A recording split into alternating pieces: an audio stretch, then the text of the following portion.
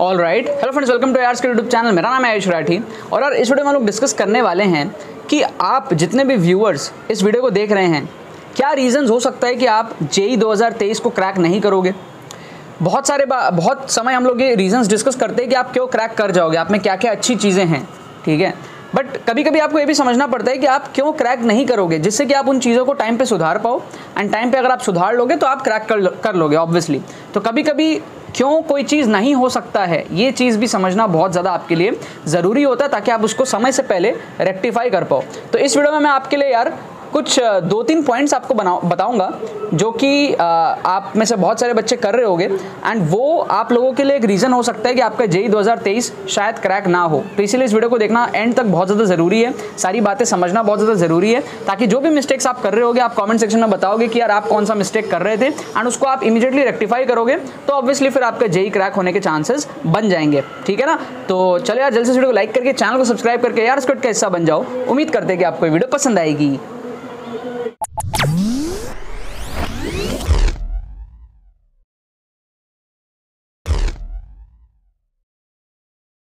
Okay, सो 3 points के बारे में डिस्कस करूंगा, लेकिन उससे पहले मैं आपको बता दूं कि अगर आपने अभी तक जेईई मेन 2023 के एक्सक्लूसिव कोर्स में एनरोल नहीं किया है तो एनरोल कर लो। फॉर द फर्स्ट 400 स्टूडेंट्स आपको 2022 का कोर्स फ्री में मिलेगा, ठीक है ना। 28 नवंबर तक का डेडलाइन है, 28 नवंबर या फिर first 400 students which ever comes first, उस टाइम तक के लिए ऑफर रहेगा, जहां पर आपको 2023 का कोर्स जो एक्सक्लूसिव ट्रिक्स कोर्स है उसको रजिस्टर करने पे 2022 का कोर्स फ्री ऑफ कॉस्ट मिलेगा। 100 से ज़्यादा बच्चे इसमें एनरोल कर चुके हैं। उन सारे बच्चों को जो 2022 का कोर्स है वो मिल चुका है, वो लोग उसको देख रहे हैं। आप भी जल्दी से एनरोल कर लो, आपको भी 2022 का कोर्स मिल जाएगा, उसको आप लोग देखोगे। फिर नवंबर एंड से हमारा 2023 का कोर्स जो है वो स्टार्ट होगा एंड वो हमारा 2023 के एग्जाम तक हमारा चलने वाला है, जिससे आप इंटेलिजेंट गेसिंग, ऑप्शन एलिमिनेशन, बहुत सारी चीज़ें आप सीखोगे। लेटेस्ट पेपर्स के अंदर में आप एप्लीकेशंस देखोगे, बहुत ज़्यादा मजा आने वाला है उसके अंदर में एंड आपका उससे अच्छा खासा जो स्कोर है वो इंप्रूव होगा, क्योंकि लास्ट ईयर भी बहुत सारे बच्चों का इंप्रूव हुआ था, तो इस साल भी बहुत सारे बच्चों का स्कोर इंप्रूव उससे होने वाला है। एनरोल करने का प्रोसेस बड़ा सिंपल है, डिस्क्रिप्शन में लिंक दिया है, जाओ जाके चेकआउट करो, सारे डिटेल्स को पढ़ो, पेमेंट के लिए प्रोसीड करो, अपने करेक्ट डिटेल्स को फिल करके पेमेंट कंप्लीट करो। आपको हमारी टीम डिजिटली जो है वो कोर्स सेंड कर देगी। कोई भी अगर आपको कोई क्वेरी होता है तो आपको व्हाट्सअप लिंक डिस्क्रिप्शन में मिल जाएगा, उस पर आप क्लिक करो, हमारी टीम को व्हाट्सअप करो, कोई भी क्वेरी है उनसे पूछो एंड उसके बाद में आप कोर्स के अंदर में एनरोल कर सकते हो। अब यार बात करते हैं 3 पॉइंट्स के बारे में। सबसे पहला जो पॉइंट है, बहुत इंपॉर्टेंट पॉइंट है।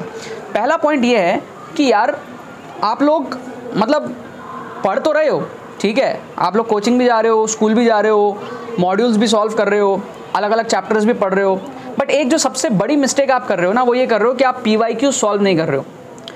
और ये 99% बच्चे करते हैं यार, ठीक है, 99 शायद ज़्यादा बोल दिया, 90% बच्चे करते हैं, क्योंकि यार लोगों को ये लगता है कि हम PYQs लास्ट में सॉल्व कर लेंगे, अभी तो चैप्टर पढ़ना बाकी है। ये बहुत गलत बात है। आपको PYQ संग संग सॉल्व करने चाहिए। जैसे मान लो आपने मैकेनिक्स पढ़ लिया 11th में, तो आप मैकेनिक्स का PYQs कर लो। आपने इलेक्ट्रोस्टैट्स, करंट, इलेक्ट्रिसिटी 2-3 चैप्टर कर लिए तो उसका आप PYQs कर लो। मैं ये नहीं कहता कि आप PYQ में सारे साल के कर लो, मैं ये कहता हूँ कि यार लास्ट के लेटेस्ट 2-3 साल को छोड़ दो, उसके पहले के सारे कर लो। मतलब 40 साल के जनरली हम लोग करते हैं, बुक्स वगैरह में भी लास्ट 40 ईयर्स का रहता है, तो लेटेस्ट 2 साल का 3 साल का छोड़ दो, पुराना सारा कर लो। लेटेस्ट 2-3 साल का क्यों छोड़े, वो आप एंड में कर लेना। इसलिए अगर आप सोचते हो कि हम पूरा का पूरा लास्ट 40 ईयर्स एग्जाम के पहले करेंगे तो आप वो चीज़ कर नहीं पाओगे, ठीक है ना। तो इस वजह से यार जब तक आप एक्चुअल क्वेश्चंस को, एक्चुअल एग्जाम सिनेरियो को फील नहीं करोगे, तब तक आपका सिलेक्शन नहीं होने वाला। बहुत सारे बच्चे गलती करते हैं, पढ़ तो रहे हैं बट PYQ सॉल्व नहीं कर रहे हैं। आप PYQ संग संग सॉल्व करो तो आपको आइडिया लगेगा कैसे क्वेश्चंस आते हैं, आपको क्या क्या चीज़ों पे फोकस करना, आपका कॉन्फिडेंस भी बूस्टअप होगा जब आप उन क्वेश्चंस को सॉल्व करोगे। तो दूसरा मिस्टेक हमारे पास में ये है कि आप लोग यार कंसिस्टेंट एफर्ट्स नहीं डालते हो all across all the chapters. कुछ बच्चों का फिजिक्स अच्छा होता है, केमिस्ट्री वीक होता है, कुछ का केमिस्ट्री स्ट्रांग होता है, मैथ्स वीक होता है। अब केमिस्ट्री के अंदर में भी 3 पोर्शंस है, किसी का फिजिकल अच्छा है, किसी का ऑर्गेनिक अच्छा है, किसी का इनऑर्गेनिक अच्छा है। ऐसे बहुत सारे आप डिस्टिंग्विश करके रखते हो अपने माइंड में कि यार मुझे तो ये आता है, मुझे ये नहीं आता, मुझे ये चैप्टर आता है, ये नहीं आता। जितना आप ये करोगे उतना आपका जेईई क्रैक होने का जो प्रोबेबिलिटी है वो कम होता चला जाएगा। आपको कोशिश ये करना है, ज़रूरी नहीं है कि आप इसमें सक्सेसफुल हो ही पाओ पूरा, बट कोशिश करो कि हर चैप्टर में, जितने भी चैप्टर है 80-90 चैप्टर जेईई के अंदर में, हर चैप्टर को आप कोशिश करो इक्वली इंपॉर्टेंस देने का, ठीक है। ज़रूरी नहीं है कि आप कुछ चैप्टर को बहुत ज़्यादा अच्छे से पढ़ लो और कुछ चैप्टर को बहुत ख़राब तरीके से पढ़ो, नहीं, कोशिश करो सारे चैप्टर्स को आप मीडियम लेवल पे पढ़ लो, वो ज़्यादा बेटर है अगर आपको जेईई क्रैक करना है तो। अगर आपको किसी एक टॉपिक में अपने आप को होशियार दिखाना है तो बात अलग है, लेकिन अगर आपको जेईई में नंबर ज़्यादा लाने हैं तो मैं जो बोल रहा हूँ वो सही है। आपको ऑल द 3 सब्जेक्ट्स में कोशिश करना है, सब में आप बैलेंस्ड अपना इनपुट दो ताकि आपका एक अच्छा रिजल्ट आ पाएगा, ठीक है। ओके, तीसरा हमारे पास में यार बहुत ही डीप बात बोलूँगा। आप में से बहुत सारे बच्चे कोचिंग जा रहे होंगे, क्लासेस अटेंड कर रहे होंगे, बहुत सारे क्लासेस अटेंड कर रहे होंगे।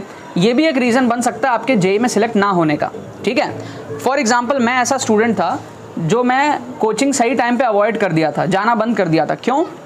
क्योंकि मुझे ये चीज़ की रियलाइजेशन हो गई थी उस टाइम पे कि भाई कोचिंग में जा रहा हूँ बट मेरे दिमाग में चीज़ें रिटेन नहीं हो रही। मैं जा रहा हूँ, सुन रहा हूँ, कुछ समझ में आ नहीं रहा है, बस लिख रहा हूँ, बस ऐसे ही चल रहा है। अगर आपको ये चीज़ नहीं पता कि भाई जेईई में आपका टीचर जो कोचिंग में पढ़ा रहा है वो एग्ज़ाम नहीं लिखने वाला, आप एग्ज़ाम लिखने वाले हो, अगर आपको इस चीज़ की रियलाइजेशन नहीं है तो आपका जेईई क्रैक नहीं होगा। आप में से बहुत सारे बच्चे ऑनलाइन बहुत जगह पढ़ते हैं, आपस में लड़ते भी, हम तो यहाँ पढ़ते हैं, हम तो वहाँ पढ़ते हैं, है ना, हम इस कोचिंग में पढ़ते हैं। आपको ये समझना पड़ेगा कि आपका एग्ज़ाम आप लिखने वाले हो, आपका कोचिंग वाला नहीं लिखने वाला। आपको अपने आप को जज करना पड़ेगा खुद से कि भाई आप कैपेबल हो जेईई क्रैक करने के लिए कि नहीं हो, और आप जो कोचिंग जा रहे हो डेली डेली वो चीज़ें आपके रिटेन हो रही है नहीं हो रही है। फॉर एग्जांपल बहुत सारे बच्चे होते हैं जिनको कोचिंग में चीज़ें नहीं समझ में आती है, सेल्फ स्टडी करने पर समझ में आ जाती है, जैसे मैं था। तो मैंने सिंपली एक चीज़ सोची कि भाई पैसा का अभी मत सोचो, क्योंकि अभी का पैसा अगर हम वसूलने का सोचेंगे कि भाई कोचिंग जाएंगे तो पैसा वसूला जाएगा, अगर हम अभी ये सोचेंगे तो हो सकता है कि भाई फ्यूचर मेरा ख़राब हो जाए, ठीक है। तो ये मेरी सोच थी उस टाइम पे कि भाई कोचिंग को नहीं जाते हैं, घर में पढ़ते हैं। तो मैंने बहुत पढ़ाई घर में करी, सेल्फ स्टडी बहुत ज़्यादा करी, उससे मेरे ब्रेन में चीज़ें रिटेन होने लगी। बेशक जो कोचिंग का पैसा था वो थोड़ा सा वेस्ट गया, बट मेरा एग्ज़ाम तो क्रैक हो गया ना। अल्टीमेटली कोचिंग भी ज्वाइन इसीलिए किए थे कि एग्ज़ाम क्रैक हो। कोचिंग का पैसा वसूलने के चक्कर में रोज़ अगर क्लास जाते और एग्ज़ाम में रिजल्ट नहीं आता तो क्या ही फ़ायदा होता। तो ये बहुत ज़्यादा ज़रूरी है कि आपका एग्ज़ाम में रिजल्ट है। अब वो एग्ज़ाम में रिजल्ट आपका कोचिंग करके आए, कोचिंग ना करके आए, ये आपको समझना पड़ेगा। और आप में से 90% बच्चे ऐसे हैं जो कोचिंग का हर क्लास अटेंड करते हैं, जो कि नहीं करना चाहिए। कुछ क्लासेस बंक करो जहाँ आपको लग रहा है कि नहीं यार आज मुझे सेल्फ स्टडी करने की ज़्यादा ज़रूरी है, ये क्लास में आज कुछ इंपॉर्टेंट नहीं होने वाला है, वहाँ आप चीज़ों को बंक करो, सेल्फ स्टडी करो। ज़रूरी नहीं कि आप हर क्लास कोचिंग का करोगे तो आपका सिलेक्शन हो जाएगा, ठीक है। और फिर कई बार क्या होता है, आपके किसी फैमिली में किसी रिश्तेदार का कोई शादी होती है, आपकी तबीयत खराब हो जाती है, तो आपको स्ट्रेस आता है क्योंकि आपने कोचिंग कभी बंक तो करी नहीं, हर क्लास अटेंड करते हो। एक क्लास बंक करोगे बुखार आ जाएगा आपको। तो कभी कभी कोचिंग बंक करो, कोचिंग पे पूरा डिपेंडेंट मत हो जाओ। ये बहुत डीप बात बोल रहा हूँ, कोचिंग पे पूरा डिपेंडेंट मत हो जाओ कि कोचिंग ही आपका एग्जाम क्लियर कराने वाला है। जितने बच्चे कोचिंग पे डिपेंडेंट होते हैं, आपस में लड़ते हैं, प्राउड फील करते हैं कि मैं तो इस कोचिंग का हूँ, मेरा तो IIT हो ही जाएगा, उन्हीं बच्चों का नहीं होता है।